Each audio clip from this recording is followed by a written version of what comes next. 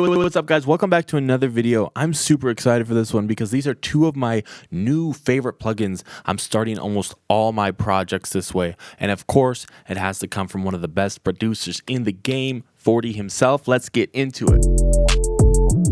Okay, so I've always loved Native Instruments, but one thing that I haven't necessarily loved is that some of their sounds for their synths don't sound good. They don't sound like they're high quality, or they don't sound like they're super usable for the style of music that I make. So I've never gotten too into their synths until I was scrolling on something and I saw 40 Native Instruments collaborating to make a plugin, and then I was like, okay, I'm buying this for sure. It's two plugins, $70 each, and they're definitely worth it, especially if you're making 40 style music, kind of the moodier Drake style tracks. I'll just show you like this little clip I'm working with. Definitely like a rough idea, but this is all created from 40's very own keys and 40's very own drums. Take a listen. How it ever feels to me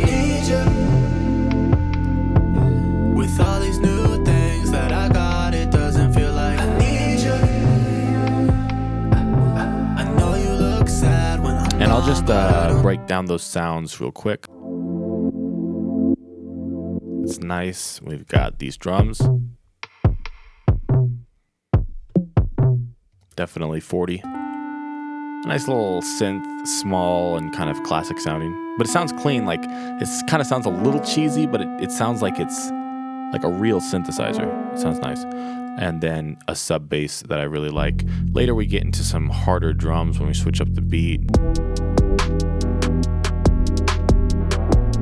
Again, just like a rough idea, so don't get caught up on the mixing or vocals, but just to give you an idea of these sounds. Now let's actually break into these two plugins and take a look at how they're working and what they can offer. 40's very own keys. These synth sounds are hard to find, and now they're all in one place from like the guy I'm more or less trying to emulate. This is the preset that pops up when you open it up.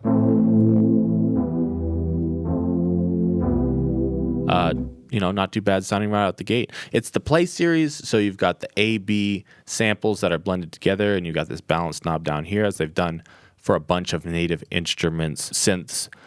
You'll notice a lot of macro controls down here, but one thing that's really interesting is this 40 knob that 40ifies whatever preset you're working with or whatever sounds. So check this out. I'll play these chords, but then as I turn this up, it gets more and more underwater. Check this out. So now I've got it turned up.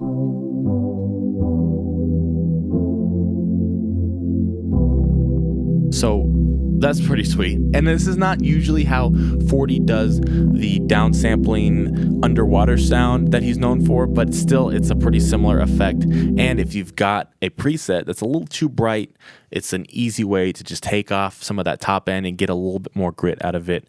I love that about this. I'll flip through some of the presets because that's kind of how these play series ones work. You're really just working with presets here that you can change and affect as you're moving along. I like 40 Dreams and 40 Nights.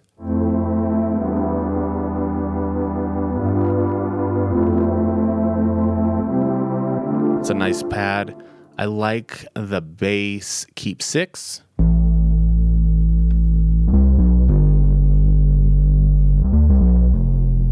That's a good tone. Is it the Apollo lead? I don't think this is it, but it still sounds pretty nice. Super sweet. I'm going to get more in depth into this, how to use it, some of the different presets in another video that's specifically dedicated to how to use 40's very own keys. This is just kind of a quick flyover. Actually, one more thing before I forget. That's probably actually the coolest part of this plugin. It comes with a manifesto, and one of the things that I've found frustrating with synths is that I'll get all these sounds, but it just doesn't like sound good when I play it, and then I'll hear the way someone else uses it on their track, and it's like, oh, like I see why this sound would be cool. It's because if you use it in this range instead of this range, it's going to sound dope. 40 gives you all the tools to do that with this here manifesto. Super dope like text file that he put together, and it gives you every preset and how to play them. So for instance, echo lead, staccato chords, that's how you play it. Flash bass, play as bass. Some of these are a little bit more obvious, but some of them not so much. Muted hypnosis, play melody into a chord. Like some things that you might not think, but The reason that these sounds are designed by 40 and the Native Instruments team is to do things like this. Obviously get creative, but this gives you a starting place where sounds that might not sound good to you, now you can see, oh, like I understand why I would want to play with this sound. I just need to play it in this range or play it like this, and it's going to sound really cool. That's the last thing on 40's very own keys. Let's get back into it with 40's very own drums. So when you first pull it up, it looks something like this, 15 kits or so. All of them have great samples. Some of them are a little bit more usable than others. Definitely not what you're going to be going to if you're trying to make a really hard modern trap track or hip hop. It's going to be more mellow sounds for the most part. There's definitely some hard kits that knock for sure. But for instance, like this first kit,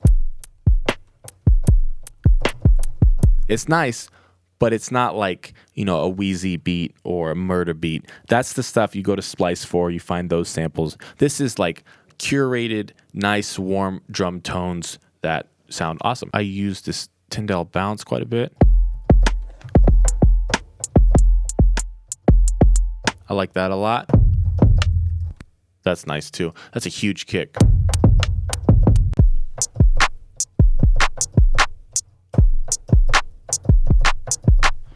But yeah, these all sound great. Some of them obviously harder than others. Like there's the Garden Baller kit, which is super lo-fi. And then there's this one.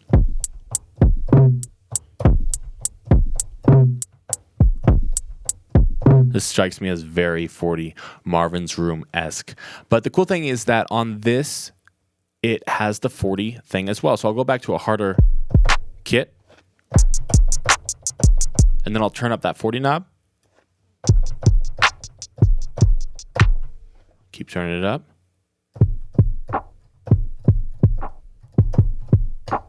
And that gives you a sweet underwatery tone for your drums right off the bat. The last thing I'll note is that just like the Manifesto, this has some suggestions. It gives you like different BPMs to use these in a different range, and it gives you some pre-produced beats. So if I go higher up in the keyboard, instead of these drum sounds, it has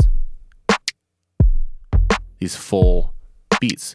Good for starting a song, good for creativity, or maybe you want to use this on your final production. I think it's about a full octave, so 12 different beats per kit. So a lot to work with, and obviously you can adjust them based on the BPM. Those are two of my new favorite plugins. I start a lot of my productions this way.